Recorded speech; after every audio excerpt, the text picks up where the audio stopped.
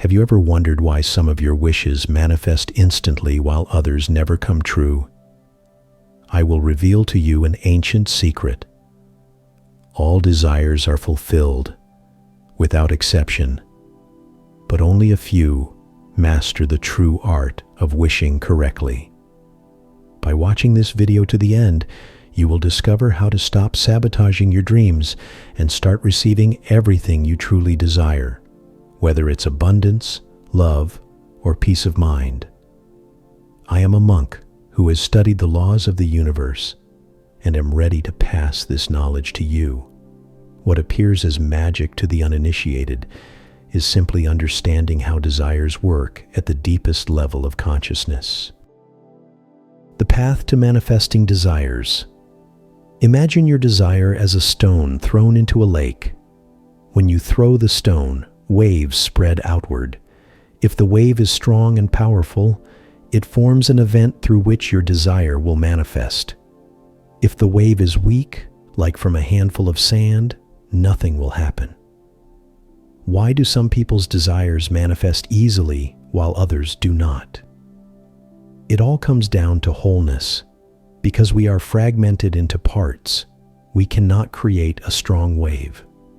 The sign of this fragmentation is constant internal dialogue when we play out scenes in our imagination, talking to ourselves. The first step is to gather yourself into one. Not completely, but at least partially. When you begin to gather yourself, you will feel calm, strength, and confidence. These are signs that you are on the right path. True and false desires. It's necessary to understand the difference between consciousness and awareness. Consciousness consists of emotions, images, thoughts, and desires. Awareness is a high-speed ability to think, so fast that we don't have time to give it images. There are true desires, and there are false ones, and absolutely all of them come true. The question is only which ones. For example, you wish for money.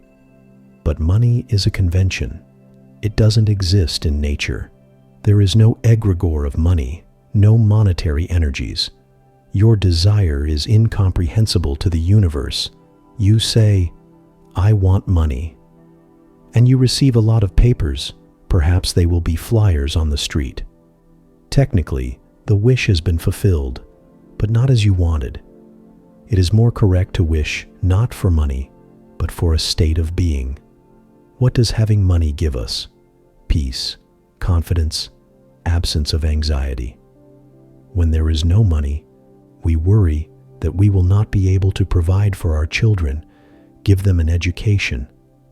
We live in constant fear of losing our job, seeking stability. Don't wish for a pile of money, but for a state of peace.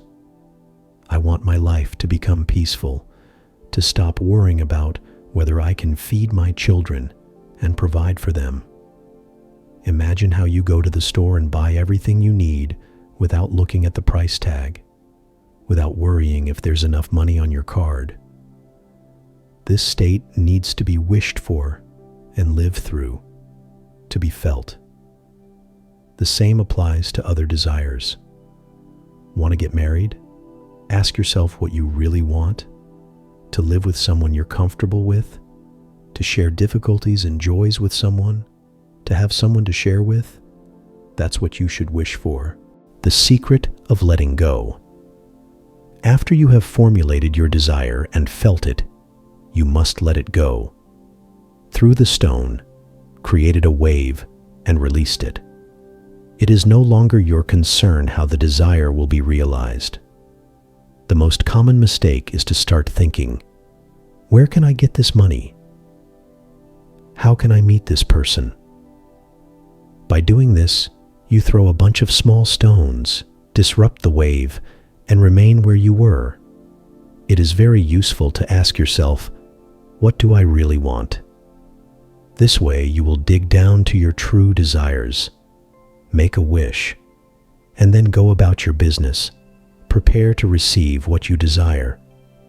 If you wish to meet someone, it would be useful to put yourself in order. If you wished for peace and prosperity, think about what old things you could throw away, because soon you will be able to buy new ones. Start preparing mentally, but don't interfere with the wish itself again. Time frames and signs of true desire. It's important to set time frames for fulfilling your desire. We can wish for something and receive it in 300 years. That's entirely possible. For a complex desire, I recommend setting a time frame of about 2 months. That's enough time for the universe to prepare everything. For simple desires, a week or even a few days. If you can't stop thinking about your desire, it's a signal. You've wished for something you don't really want. You are interrupting your own desire, which means you don't truly want to receive it. Perhaps you just want to dream about it because it's safe and unburdening. But this way, you can remain a dreamer for life. The wisdom of unexpected manifestations. Sometimes you wish for one thing but receive something completely opposite. Instead of positivity comes misfortune. You lose money, quarrel with someone, lose friends. And you ask yourself, why has the universe fulfilled my wish so strangely? But the universe has fulfilled your cherished, true desire.